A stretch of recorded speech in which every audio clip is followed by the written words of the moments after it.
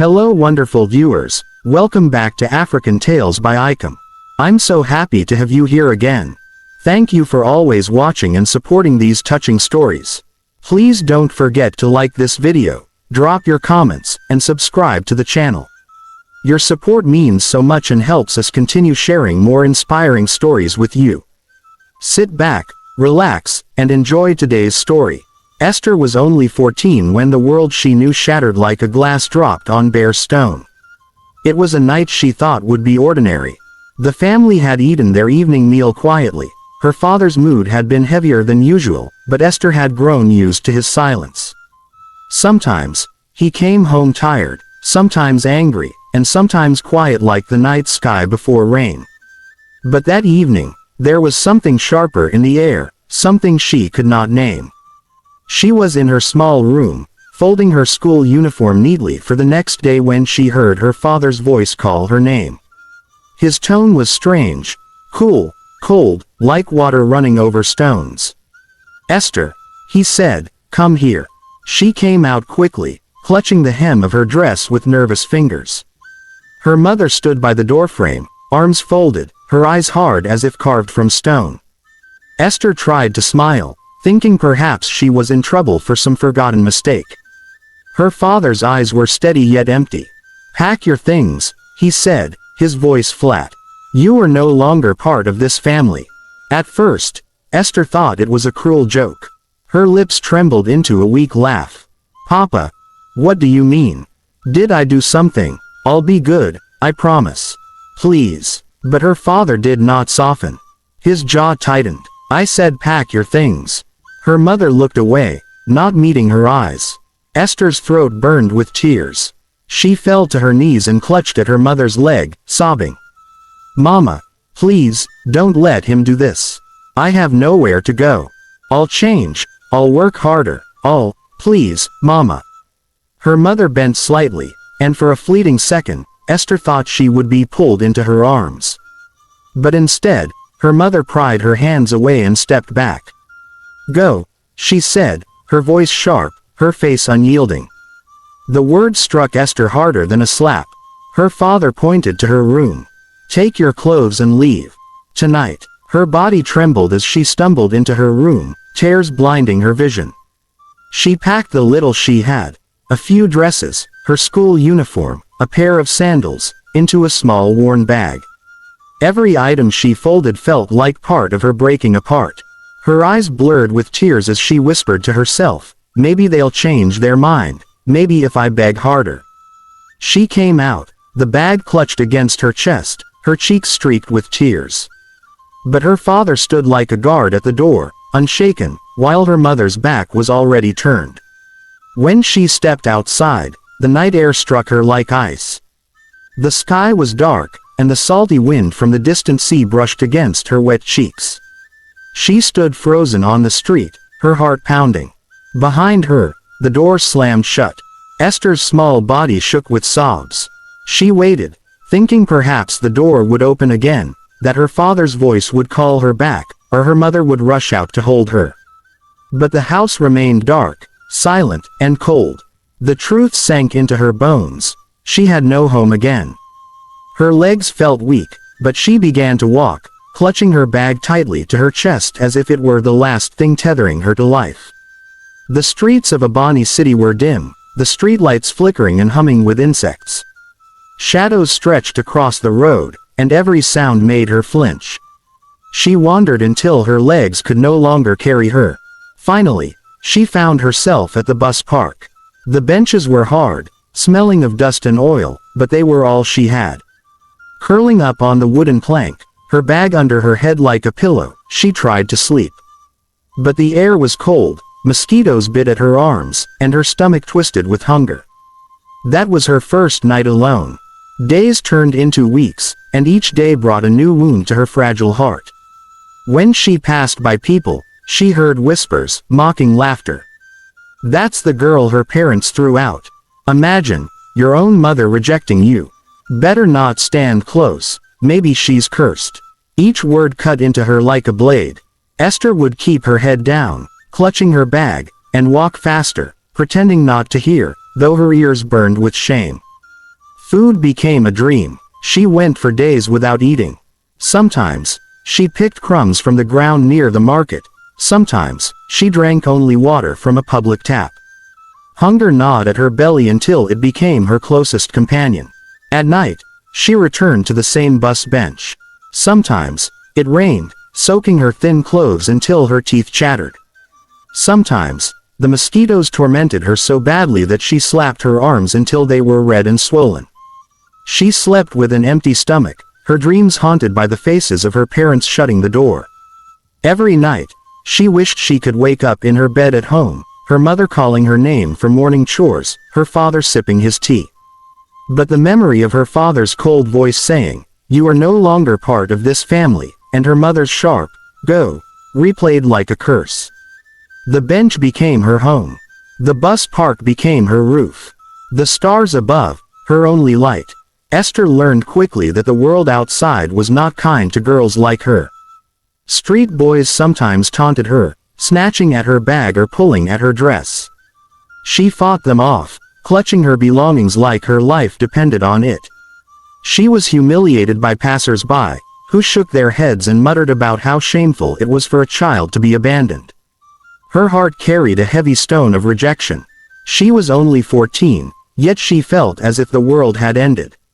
But even in her deepest pain, somewhere in the quiet corners of her heart, a small flicker of hope remained. She did not know how, but she prayed silently that someday, somehow, her story would change. And one night, after many months of suffering, as she sat on the bus bench again, her stomach rumbling loudly, her clothes torn and her body weak, that prayer began to find its answer. That night, Esther sat hunched on the bus bench, her arms wrapped tightly around her stomach as it groaned from hunger.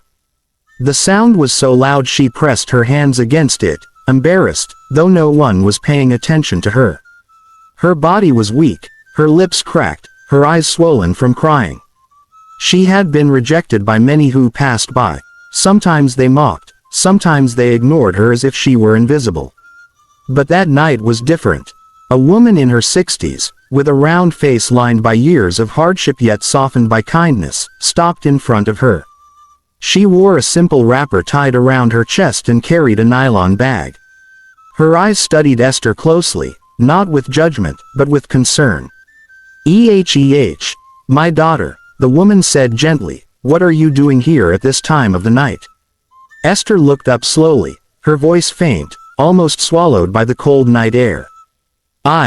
I don't have anywhere to go." The woman sighed deeply, shaking her head. She bent down and pulled out a small plastic plate wrapped in a cloth from her nylon bag. When she opened it, the smell of porridge yam rose into the air, warm and inviting. "Here, eat," the woman said, stretching the plate toward her. Esther hesitated. The streets had taught her to be careful. What if it was poisoned? What if it was a trick? But her stomach made a loud noise again, and tears filled her eyes. Hunger pushed away her fear. She took the plate with trembling hands. "Thank you, Ma," she whispered, then began to eat quickly, each spoonful like life pouring back into her body. The woman smiled faintly, watching her. "Poor child," she murmured. "How long have you been out here?" Esther swallowed and wiped her mouth with the back of her hand. Since my parents sent me away." Her voice cracked at the memory. The woman's eyes softened even more. Children of nowadays suffer too much." She sighed, shaking her head. Then she said, "My name is Mama Gold." "What is yours?" "Esther," she replied quietly. Mama Gold nodded. "Esther. A good name." She looked around the bus park, then leaned closer. "You cannot continue like this, my daughter. It is dangerous out here. Come with me." Esther froze. She clutched her bag tightly, fear flickering in her eyes. "Go with you. Where?" "To my shop. I am a tailor. You can sleep there. I don't have much, but at least you will not be hungry." Esther hesitated. Trust was something she no longer knew. But she also had no option. The night was growing colder, and she knew too well the dangers that lurked when the city went dark. Her heart pounded, but her body nodded before her mind could resist. "Yes, Ma," she whispered. "Good. Mama Gold said. With a smile, she stood and held out her hand. Esther rose slowly, still holding her bag, and followed the woman. They walked through narrow streets until they reached a small tailor shop at the edge of the market. The shop was simple, just a wooden structure with a tin roof, sewing machines, rolls of fabric stacked against the wall, and a curtain separating the back from the front. Mama Gold pushed the door open, and they stepped inside. "You can sleep here," Mama Gold said, pointing to a small mattress rolled up in the corner. She spread it out and gave Esther a wrapper to cover herself. That night, Esther lay down on a mattress for the first time in months. The roof leaked slightly, and the smell of fabric dye filled the air, but she felt safe. Tears rolled down her cheeks, not from pain this time, but from relief. From that day on, Esther lived with Mama Gold. At first, she only swept the floor and ran errands, fetching water, buying food from the market, cleaning the shop. She was shy and spoke little, always afraid she might be sent away again. But Mama Gold's kindness was steady. She never raised her voice, never pushed Esther aside. Instead, she often encouraged her, saying things like, "Don't cry again, my daughter. God has not forgotten you." Slowly, Esther began to breathe again. Weeks turned into months. Esther grew familiar with the humming of the sewing machine, the sharp snip of scissors, the smell of fabrics. She watched closely whenever Mama Gold worked, her eyes following every movement. One day, when the shop was quiet, she dared to place her hand on the pedal of the sewing machine. The rhythm was strange at first, but her fingers itched with curiosity. Mama Gold returned and saw her. Instead of scolding, she smiled. "So you want to learn?" Esther's eyes widened. "Can I?" "Of course," Mama Gold said warmly. "You will learn, not just how to pedal, but how to stitch, how to draft, how to design. One day you will sew better than me." Those words lit a fire in Esther's heart. Every day after her chores, she practiced. She learned how to guide the fabric, how to thread the machine, how to cut patterns. Mama Gold showed her patiently, correcting her mistakes with a gentle hand. And one afternoon, Esther sat quietly and drew a design on paper, lines and curves that came naturally from her imagination. When Mama Gold saw it, she paused. "Esther, this is beautiful. You have a gift." Esther's cheeks flushed. "Do you really think so?" Mama Gold placed a hand on her shoulder. "Yes, my daughter. And hear me well. Use your pain as fuel to light your purpose. Don't waste it on tears. Let it push you." Those words sank deep into Esther's soul. She repeated them to herself every night. Use your pain as fuel. Light your purpose. Not long after, a customer came into the shop and noticed one of Esther's paper designs lying on the table. She picked it up and said, "This is lovely. Can someone sew this for me?" Esther's heart raced. She looked at Mama Gold nervously. Mama Gold smiled. "Esther, go ahead." With trembling hands but steady determination, Esther worked on the cloth.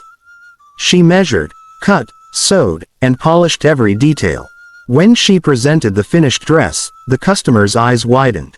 "This is perfect," the woman exclaimed. She twirled in front of the mirror, admiring herself.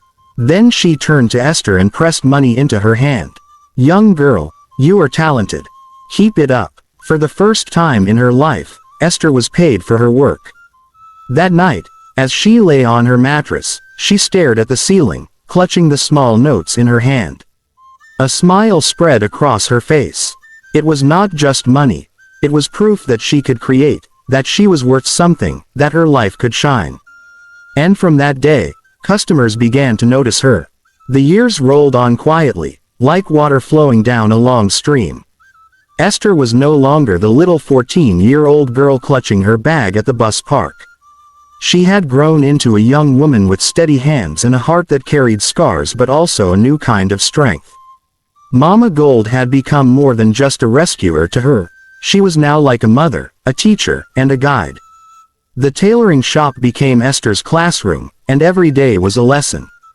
But deep inside, Esther carried a dream larger than the little shop walls. She wanted to learn properly, to stand among professionals, and to one day have her own brand.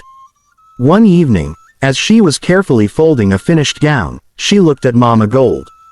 "Mama, do you think I could ever go to a fashion school?" Mama Gold raised her head from the machine and looked at her long.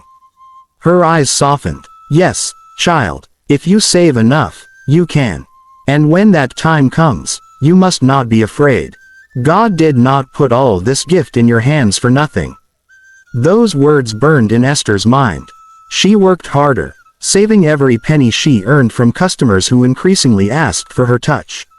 She denied herself luxuries, eating simple meals, and patching her old clothes instead of buying new ones.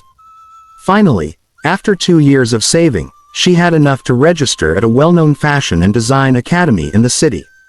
The day she walked into the academy, Esther's heart beat so loudly she thought everyone could hear it. The place was filled with young men and women dressed in stylish, expensive clothes. Their perfumes filled the air, their laughter rang loud, and their confidence stood tall. Esther wore a plain, neatly washed dress Mama Gold had helped her mend. Her shoes were simple, her hair tied back. She felt their eyes on her as she walked in, carrying only a small bag with her pencils and fabric samples. Whispers began almost immediately. "Who's that girl? Looks like she came from the village. See the way she dresses. And she wants to be a fashion designer. She probably can't even thread a needle." Esther heard every word, but she swallowed her hurt. She remembered Mama Gold's words. "Use your pain as fuel to light your purpose." So, while her classmates mocked her simplicity, Esther focused. Every time the teacher gave them projects on pattern drafting, Esther's designs stood out. She poured her heart into every sketch, every line, every stitch. Where others copied from magazines, Esther's ideas seemed to flow from a secret well inside her. One afternoon, their instructor gave them a challenge: design a unique evening gown using only limited fabric. The room buzzed with excitement. Students quickly began sketching elaborate designs. Esther sat quietly at her desk, pencil in hand. She closed her eyes, remembering the long nights at the bus park, the way the stars looked above her, the cold wind, and Mama Gold's warm shop that became her shelter. Inspiration filled her, and she began to draw. When she submitted her design, the instructor's eyes widened. "This," he said, holding up her paper, "is creativity." The class fell silent. Some gasped, others sneered, but no one could deny that Esther's design was unique. As weeks passed, Esther's reputation grew within the school. Some still mocked her for wearing cheap clothes, but others began to respect her gift. She became known as the girl whose patterns always stood out, the one with ideas nobody else could imagine. Yet, even as she excelled, Esther never forgot her beginnings. At night, when she returned to Mama Gold's shop, she would sit quietly and whisper prayers of thanks. She still remembered the days of hunger, the tears on the bus bench, and she promised herself never to despise anyone struggling the way she once had. Upon graduation, Esther stepped out of the academy with a certificate in her hand and fire in her eyes. She knew what she wanted: her own fashion brand. But dreams were not built overnight. She began with something small, a little space she rented with her savings. It was nothing grand, just a single room with one sewing machine, a table, and a few rolls of fabric. But to Esther, it was a palace of possibilities. She named it simply, Esther's Designs. At first, only a few customers came.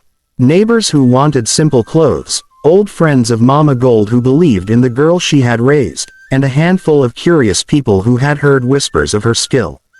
But with every stitch, Esther poured her heart into the work. Her designs were not ordinary. She added small details others overlooked: unique necklines, creative beadwork, bold patterns. Slowly, customers began to return. Word spread. One person told another, and then another. Soon, Esther realized that the little room could no longer contain the orders she was receiving. But her biggest breakthrough came one fateful afternoon, when the door of her shop opened and an elegant young woman walked in. She was tall, graceful, and beautiful in a way that turned heads. She wore high heels that clicked sharply against the floor and carried herself with quiet confidence. "Are you Esther?" the woman asked. "Yes," Esther said, standing. "I heard you design unique styles. I have a very important event coming up, and I want something that will stand out. Something no one else has." Esther's eyes lit up. "Yes, Ma, please, have a seat." She pulled out her sketchbook and began to draw as the woman described her taste. But Esther added her own flair, an elegant gown adorned with beads in a way that shimmered like stars. When the woman saw the finished sketch, her eyes widened. "This is it," she said. "Can you make it for me?" "Yes," Esther said confidently. For days, she worked tirelessly, sewing bead by bead, thread by thread. She poured her soul into the gown, whispering Mama Gold's words each night. "Use your pain as fuel to light your purpose." When the dress was finished, it was breathtaking. The woman tried it on and twirled in front of the mirror, her face glowing. "This is more than perfect," she said, smiling. She paid Esther generously, but more than that, she asked, "May I take a picture with you in the dress?" Esther hesitated, shy, but agreed. The woman posted the photo on her social media handles, tagging Esther as the designer. Within 24 hours, Esther's world changed. Her phone would not stop ringing. Messages poured in. Orders came from different cities, then different countries. People wanted her designs, her patterns, her touch. Esther was overwhelmed. She never knew that the elegant woman who had entered her shop was a social media influencer, a celebrity whose posts reached millions. Esther's small brand suddenly burst into light. Within a year, she was no longer just a tailor in a tiny shop. She was a name. Her designs were requested across borders. Boutiques ordered from her in bulk. She opened a larger studio, then another. She bought her first car, then her own mansion. She hired young women, girls who, like her, had once known pain and poverty, to work with her, giving them the chance Mama Gold had once given her. And in the middle of her success, Esther never forgot the bench at the bus park, the hunger, the humiliation. Those memories became her fuel, her reminder that even broken beginnings could give birth to beautiful destinies. Success did not make Esther forget. As the world began to know her name and her fashion brand spread beyond the borders of her country, Esther's heart always returned to one person, Mama Gold. The woman who had found her half dead with hunger at the bus park, who had shared her food and her roof, who had placed a needle in her hand and told her to use her pain as fuel. One bright morning, after her designs had gone viral, Esther came into Mama Gold's little shop with tears in her eyes. She knelt before the old woman. "Mama, everything I am today is because you saw me when no one else did. You gave me food when I was starving. You gave me a place to sleep when I had no roof. You gave me hope when I thought I had nothing left. Mama, your kindness is my foundation." Mama Gold, who was now in her late 60s, pulled Esther up and hugged her tightly. "My child, don't say that. It was God who brought you to me. I only did what a mother should do." But Esther shook her head firmly. "No, Mama, you are more than a mother. And now, I will not allow you to continue living in struggle." The very next week, Esther surprised Mama Gold. She took her by the hand, led her out of the old tailoring shop that had sheltered them both for years, and drove her to a wide compound where workers were putting finishing touches on a brand new house.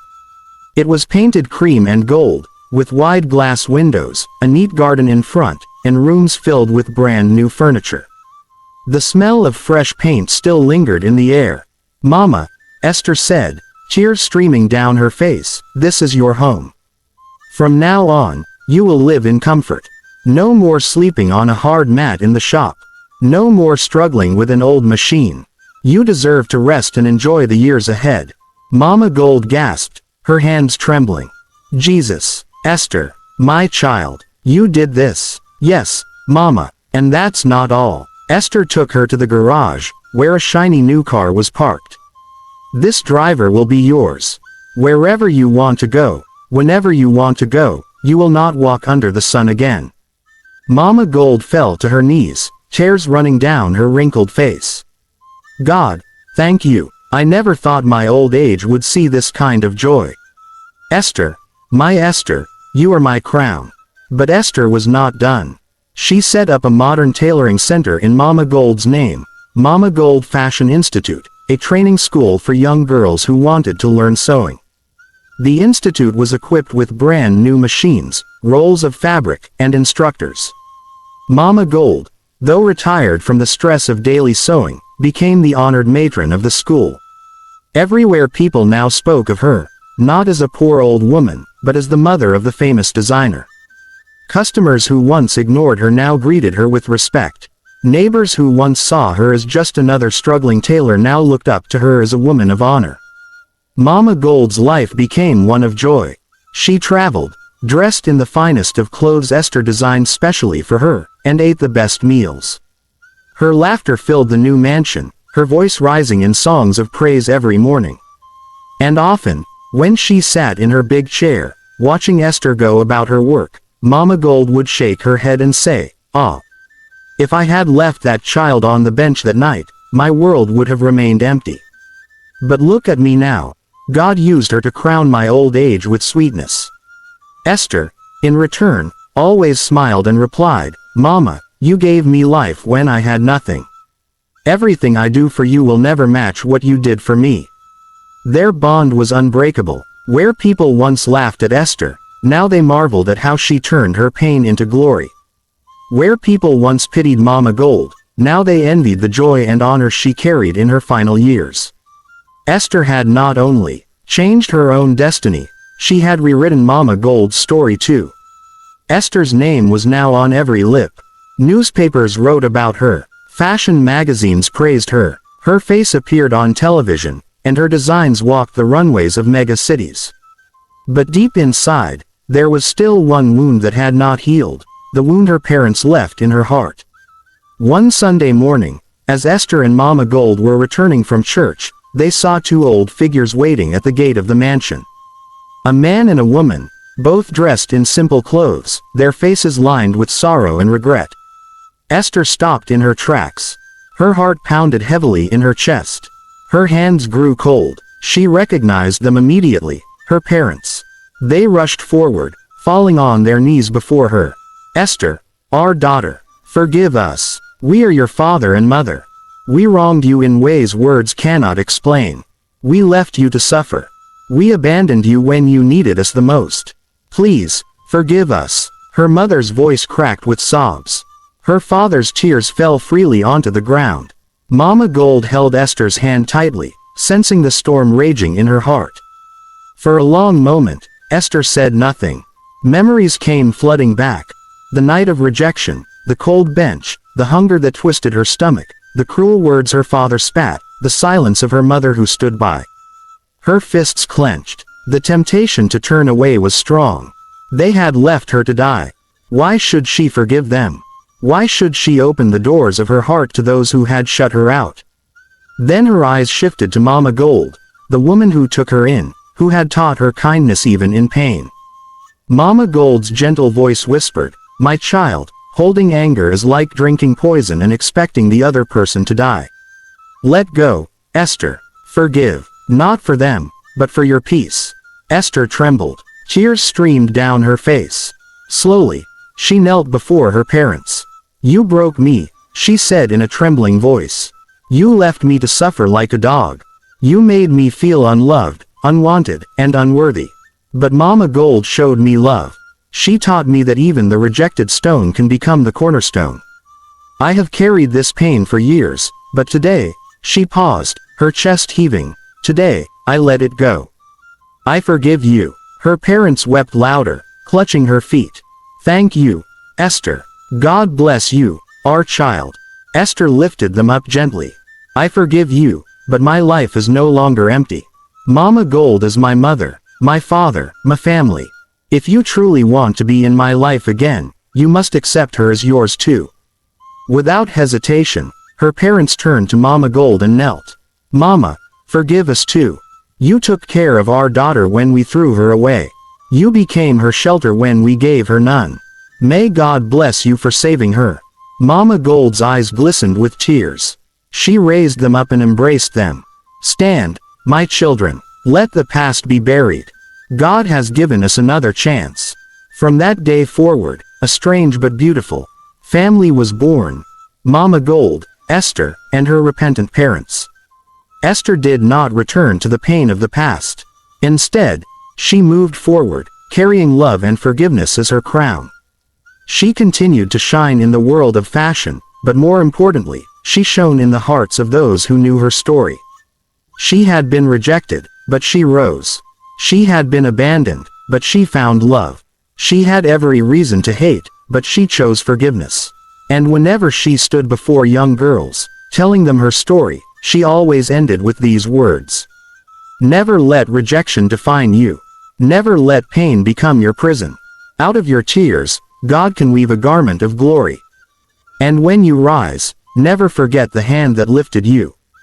Do you think parents should ever throw their child away, no matter what the situation is? Share your thoughts in the comments section. The end. Thank you so much for watching till the end. Your time means the world to me, and I don't take it for granted. Every view, every like, every comment, they encourage me more than you can imagine. I pray that as you support me, God will support you too. May favor find you, may joy never depart from your life, and may all your dreams come true. Please don't forget to like, subscribe, and turn on the notification bell to support my growth. Stay safe, stay blessed, see you next time. Bye bye.